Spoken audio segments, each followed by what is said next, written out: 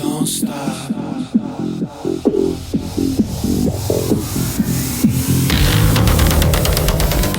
Hi, thanks for joining me in the Everything and Anything and the Big Gay podcast. And this is Everything.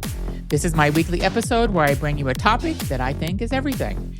And today I am talking about a trip that I just did. I went to go see my mother who moved back to Southern Illinois.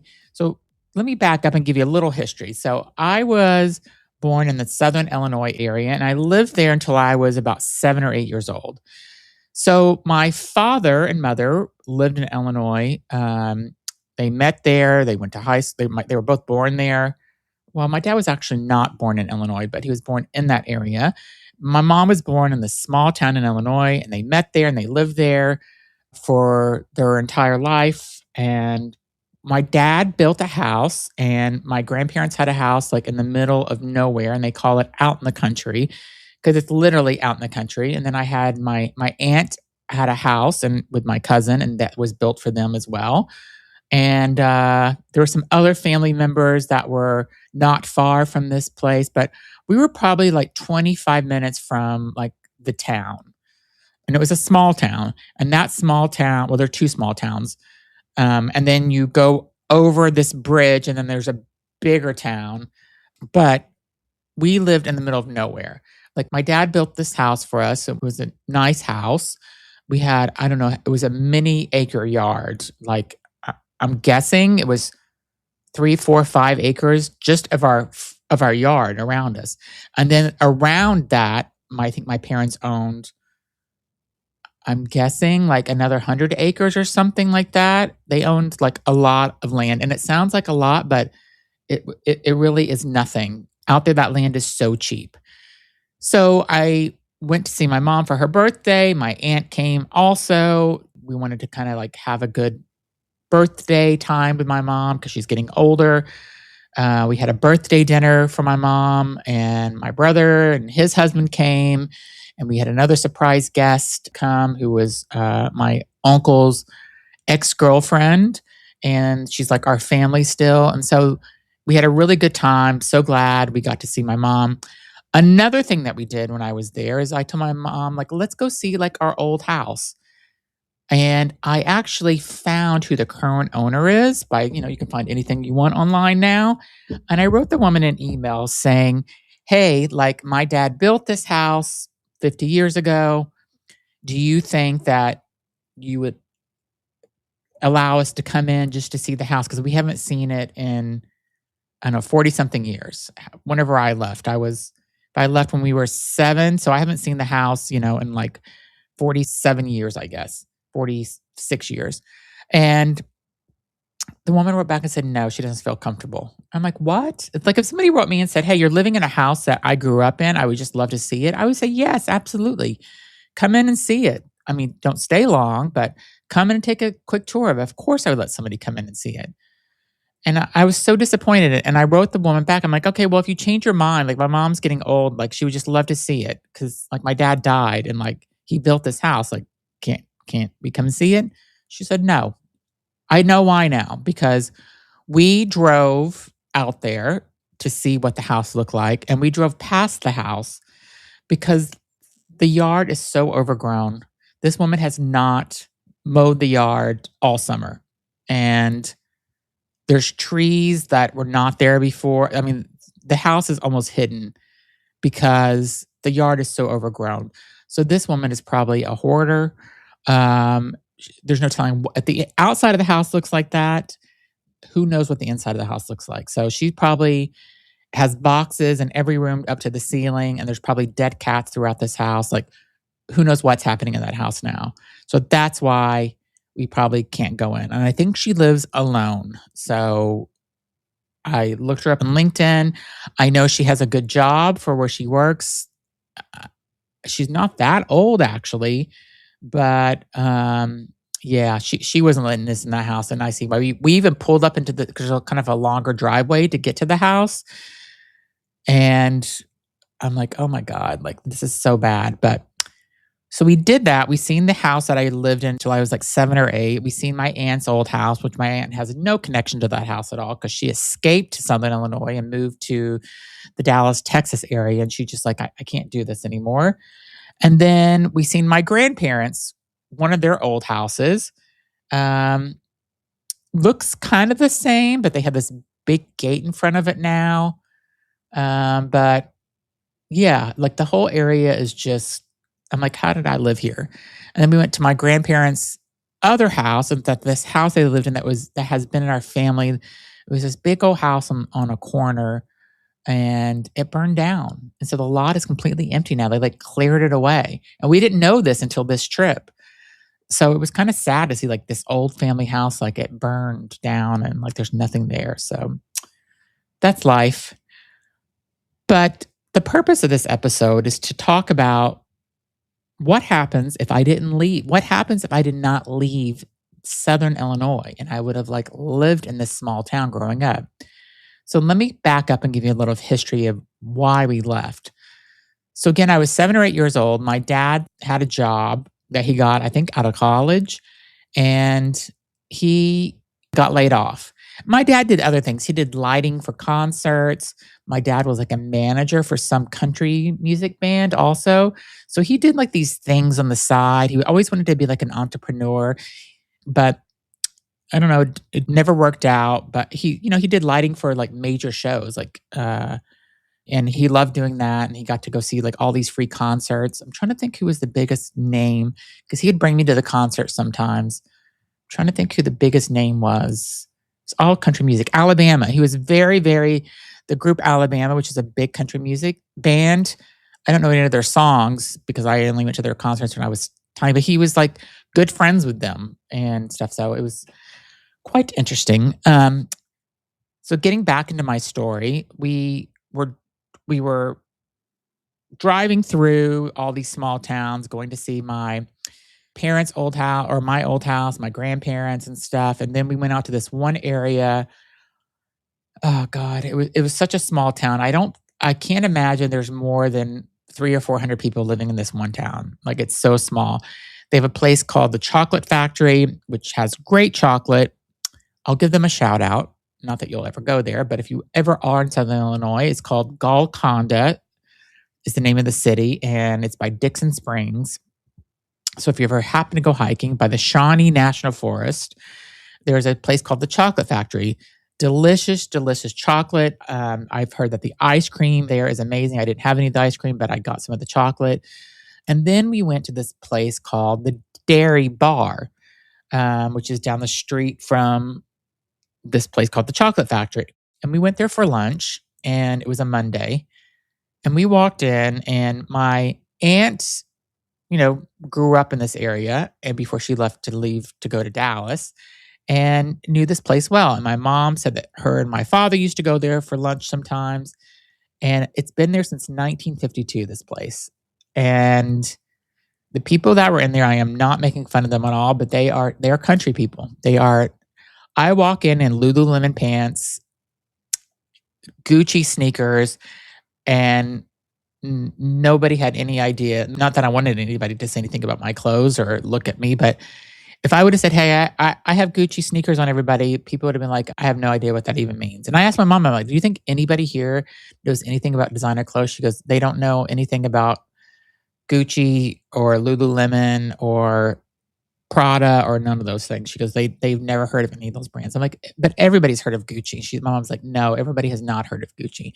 It makes me sound snobby saying that, but it's just like, and not that I would expect these people to have that because I just think it's such a different world. And I'm saying all this to say this, and we'll be right back. Okay, now back to the show. We started talking about what if my dad did not get laid off at his job and we would have stayed there. I would have had a completely different life, completely different. And I'm going to give you the different scenarios of what I think my life could have been. So first of all, I did not, even when I was in third grade going to this school and it was recess time, I was not into playing sports at all. They had this presidential, I think it was the Ronald Reagan presidential like athlete thing where every year you had to be tested to see how athletic you were. And if you were athletic or whatever, maybe you'd get a presidential award or something. I don't even know what it was. But I remember I hated doing this every year because they would like see how fast can you run. They would time it. It was like it would get sent in to like I don't even know why they were doing this, but this is the things that they would do. I hated all this. I wanted to go play in the monkey bars and the swings and run around. I had to play kickball or red light, green light, or Red Rover games and stuff like that. But I had no interest in playing baseball or basketball or football or any of that stuff. Soccer, nothing. I didn't want to play anything like that. I wanted to play on the playground equipment. I wanted to play with the girls, probably. Yeah, I didn't have any interest in doing any of those sports things. And my school, we actually went to see my school when we were there. We drove by and I took a picture of it because it looks exactly the same. My school that I went to when I was there was kindergarten through eighth grade, all in one building. And so each grade, so 9 classrooms, each grade has their own classroom. And that's the school. And there is no diversity at all in this school. I don't think there was not even one person of color at that school at the time when I was there in the 70s, like none, zero. And so when I moved to Miami and went to school and I walked in to the school and I seen brown people and black people and people that didn't speak English at all because I grew up just a little bit south of Miami. And so when I walked into the classroom whenever I was in 3rd grade, imagine me, this white country kid, probably had a little bit of an accent. People still say I have a little accent sometimes that comes out. I don't ever hear it. But I walked into this classroom in the middle of a school year. I started in March, I remember, because it was right before my birthday. And I seen brown kids and black kids and Spanish kids and kids that didn't speak English because they just came over from Cuba. And I like loved it. I felt at home. I couldn't imagine not growing up with those people in my life because where I was growing up, it was so white. And I don't know why it was so white. And I don't know if it's still like that. It probably is. No, I can't imagine. It can't still be like that. But I don't know. Like there was literally no people of color in my school at all. On top of being no people of color, kindergarten through 8th grade, there was nobody, because now kids do come out in junior high. Definitely nobody was coming out in the 70s saying that they were gay or thinking about being gay. I wasn't teased or bullied at all about being gay. It just wasn't a thing like in junior high or back then. Like nobody kind of knew that. There was no internet or anything, so kids didn't know what gay meant probably. I do remember, though, there were 2 boys that were in my school, and I have to get my yearbooks out because every year they would give us a yearbook. It was a paper thin, it was like probably 20 pages, not hardcover yearbook like you get in high school or anything, but it had everybody's picture. Everybody had a school picture that was in there. Teachers had a picture. The cafeteria staff had their pictures in there. It's like the whole school was in this one book. And so I should get that yearbook out and see like what some of these people's names are and try to find them online to see what they're doing. Because there was this one kid, and I know his first name. I don't remember his last name, but I'm not even going to say his first name because I don't want to out anybody. But I always thought, like, there's something about him. And as I've been thinking about this trip down memory lane, I thought about these 2 kids. One kid was definitely gay, now that I think about it. And I would love to know what he is now. He's probably like some famous drag queen or something. He's probably on RuPaul's Drag Race because he was super gay. He was in my class, in my grade. So I would love to, I have to find these old yearbooks. They're like in storage downstairs or something. So I have to like find them and look up these people's names and find out where they are. And then there was another kid, I remember he was 2 grades older than me. So maybe he was in 5th grade when I was in 3rd grade. And I always thought he was a little gay too, and he was cute. He always had his hair kind of perfectly combed and stuff. And I just remember like he dressed kind of cute. I don't know how I remember this being in 3rd grade, but that's what I remember. But thank God we moved to Florida because I asked my mom and my aunt. We were driving from this restaurant that we went to in the middle of nowhere. And I said, what would have happened to me if we wouldn't have moved? Like, What if I would have grew up here? Like, what would have happened to me? And my aunt said, you would have moved as soon as you graduated high school. You would have left and never came back. And she goes, and you would have been bullied. And I said, oh, really? She goes, yeah, because you didn't want to play sports. And she goes, and once you're in high school, that's what these little towns do. All the boys play sports. And the reason she knows that is because my cousin grew up in this area. He's not gay. He's got a wife. He's got 2 kids, straight liberal guy, but he was bullied. And the reason he was bullied is because he didn't want to play sports. He was super, super smart. He wanted to read. He wanted to play music. He wanted to do graphic design work. He wanted to do development when he was in high school. He's very intellectual. He wanted to do things that were creative. He wanted to build things. But he was not into playing football and baseball and basketball or whatever other sports that you play in high school. And because of that, he was very bullied in high school. And it's a shame. So that would have been me. I would have been bullied, but they also would have been probably calling me fag and gay and all this other stuff if I would have gone to school there. And I go through these scenarios like, if I would have been there, like, would I have tried to butch it up some? Would I have tried to play it off? My grandfather was a big farmer. Would I have tried to be a farmer? No, I don't think so. No, hell no. I mean, I just can't even I can't even imagine what my life really would have been like. Would I have married a woman because that's what you're supposed to do? I mean, I slept with a girl in high school and I slept with a girl in college. So would I have maybe got somebody pregnant? I mean, I really go through all these scenarios about what would have happened if I would have stayed in this small town. And the other interesting thing I'll say is that as I was visiting my mom, we were going to different places. I'd see these guys that are living there, my age, a little younger, sometimes a little older, whatever, just guys in these towns. And I'm like, oh, that guy is gay. I know that walk. He's a little swishy, but he's probably married with kids and not living his authentic life, which is really sad. I also thought about if I would have stayed there, what if I didn't go to college? What if I was working at some gas station? Or if I was or what if I became a farmer with my grandfather and went hunting and killed deer? That's what they do. My life would have been completely different. And we'll be right back. Okay, now back to the show. I think I would have escaped, though. I think I would have, or I could have ended up like Matthew Shepard, where he lived in Wyoming, and because he was gay, he was killed. What if I would have been killed for being gay? I mean, it's not out of the question. It happens still in towns, and people are bullied where they commit they're bullied so bad they commit suicide. I mean, suicide for LGBTQ plus youth is the highest at any demographic. So just imagine, I couldn't even imagine, maybe I wouldn't even be here doing this podcast today. My life, as I go into my what ifs, my life definitely would have been different because I most likely would have never moved to New York.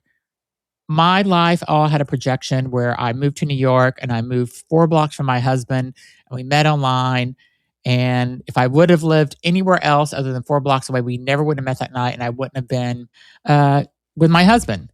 Because when you live in New York and you were hooking up on AOL or Craigslist or however you were hooking up on these dating phone lines or whatever, if you were more than 4 or 5 blocks away, you weren't going to do it. So let's say I would have lived in the West Village and he would have lived on the Upper East Side, we never would have met for a hookup because that is too far. Nobody was getting on a subway in New York back then to go meet for a hookup. You got to be able to walk to somewhere, do your business, and go home. The good thing, lucky for me, is I met somebody I love in New York that night, and he stayed the night. And 27 and a half years, here we are. But back to my story about what I would have been. I think I maybe would have went to Chicago, maybe. Who knows? Where would I have gone to college somewhere else than Miami? Yes, I probably never would have went to Miami other than for vacation. Yeah, I'm thankful because my life would have been completely different. I would not be who I am today. I would have been some country bumpkin kid that grew up in Southern Illinois, lived in a small town. Who knows? Maybe I would have been chewing tobacco. Just trying to think what. Yeah, it was It's definitely like that town we were in. I respect the people that live there because that's all I know, but it's it's almost like time has stopped there. Like, you forget that there's places like this that still exist, and that sounds and I'm really not meaning for this to sound snobby or like I'm better than them. I'm not saying that at all. They just have a completely different life than what I have or than what I would want. And it's again, I just do that what if scenario. And I've thought about this so many times and I really kind of dwelled on it this trip about if my dad didn't get laid off and we would have been stuck in that town, where would I have been? My mom had such an amazing life living in Florida also, and she made so many good friends and she had so much fun living in Florida. Me and my brother had so much fun living in Florida. My brother has moved back to this area. He doesn't live in the small town though. He lives in the bigger town across the bridge, but there's kind of a good gay population, LGBTQ plus population there. I seen a couple of transgender people in town, which is amazing to see. They were living their authentic self. So maybe I just would have moved to the bigger town across the bridge and been happy. But I don't know if it was that diverse and open back then. So if I graduated school in the early 90s, um, were there transgender people in that town then or LGBTQ plus people? Probably not as open. There were. I mean, I'm sure there were, but were they as open? Probably not. But this town that's across the bridge from where I grew up, uh, again, we were having lunch at this restaurant there, and there was a transgender woman in there. We went to this other store. There was a transgender woman working there. I seen tons of gay people. I seen a couple of gay couples. My brother lives there with his husband. He has lots of gay friends there, so he seems happy there. Would he be happier somewhere else? I've thought that too, as being a gay kid or a gay guy. He's not a kid anymore. He's in his 40s, but would he be happier somewhere else? I think he might be, but he has his life there now. He's lived there for so long. He is in a house. He has an established life. But yeah, I don't know. I just thank God that I was not stuck in that small town and grew up there and that my dad got a job. And I'll just say one more thing. When my dad got laid off, he had a choice of moving to Miami or moving to Montana. He got two equally good jobs. Both were going to pay to buy our house, to pay to move us, full relocation package, and all that. And he told my mom, pick where you want to go. And my mom said Florida because I want a house with a pool, and that's what she got. And so if we wouldn't have moved, if we would have moved to Montana, I think I would have been in the same boat as I was in if we had stayed in Illinois, Southern Illinois, because it would have been the same type of thing where it's small town. You need to play sports. You're bullied. Can't be gay. At least in Miami, it wasn't being gay. It wasn't so accepted whenever I was in junior high and high school. But living in South Beach during college and stuff and all that, and just I was able to live my authentic self. I was in denial on who I was. Like I did not want to admit to myself that I was gay until I was like 19. I didn't explore being gay until, I was like 20. And so I really did not want to be gay. And I remember saying this to somebody whenever I started going out to gay bars and meeting gay friends. I'm like, God, if I ever have children one day, which I still thought I was maybe going to have a kid one day, I said, I just pray my kid's not gay. And why would I say that? Like, who cares? Like, if I had a kid and they were gay, straight, trans, whatever, I would love them no matter what, and they would have the best life. They just wouldn't be living in small towns like the one that I started to grow up with the first part of my life. So anyway, do you ever have these like what if moments? Like, what if this didn't happen in your life? And I feel like I do this often where I'm like, what if I didn't meet my husband? Would I have moved to Switzerland or would I have had this job? Like, he's had so much influence in my life. Would I have, left New York eventually? Because I couldn't imagine this is really like a what if. Like, what if we weren't together in COVID and I was like living by myself during COVID the whole time? That could have been so boring and horrible. And so many people that were alone during COVID. But maybe I would have met somebody else. Who knows? Maybe I would have met like a multi 100 millionaire, and I would just be taken care of maybe that's what would have happened to me if I didn't meet my husband. So I'll never know because I love my husband. I'm happy with the life I have. I'm happy I have this podcast. And I'm happy that you've listened to my whole story about me going to visit a small town in Southern Illinois and doing my what if I grew up there and I was gay. And so thanks for listening to my episode. Again, this is everything. And I'm really glad that you stuck around to listen and share this podcast with your friends and be sure to subscribe. And if you could leave a rating or comment, I would really appreciate it because the more ratings and comments I get on Apple or on Spotify or on Amazon, the more people get to hear this episode. So thanks for listening. I'll be back tomorrow with a new episode. Thanks for listening.